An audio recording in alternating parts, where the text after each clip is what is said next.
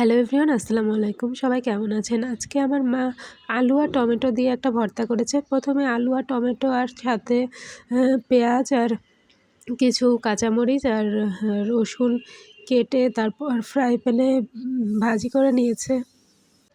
তারপর একটু পোড়া পোড়া হলে তারপর নামিয়ে নিয়েছে।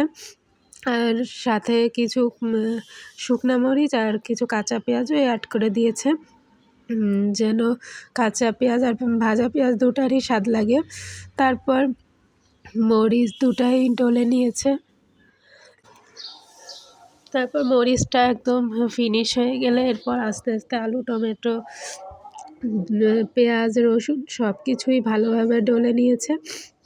তারপর ভর্তাটা ভালোভাবে মেখে নিয়েছে। এই ভর্তাটা দিয়ে গরম গরম ভাত আর সাথে যদি ডিম ভাজি হয় তাহলে তো আর কথাই নেই।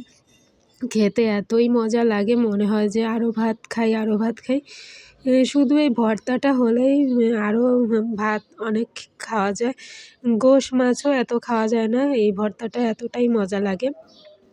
সেদ্ধ আর ভাজা আলু একটু পোড়া পোড়া একটু তেল দিয়ে পোড়া পোড়া করে নেওয়া হয় বলে এই ভর্তাটা অনেক মজা লাগে। আপনারা যারা যারা খেয়েছেন তারা বুঝবেন, আর যারা খাননি তারা ট্রাই করে দেখবেন, অনেক বেশি মজা লাগে। একবার ট্রাই করে দেখবেন, এই ভর্তাটা খুব ভালো লাগবে।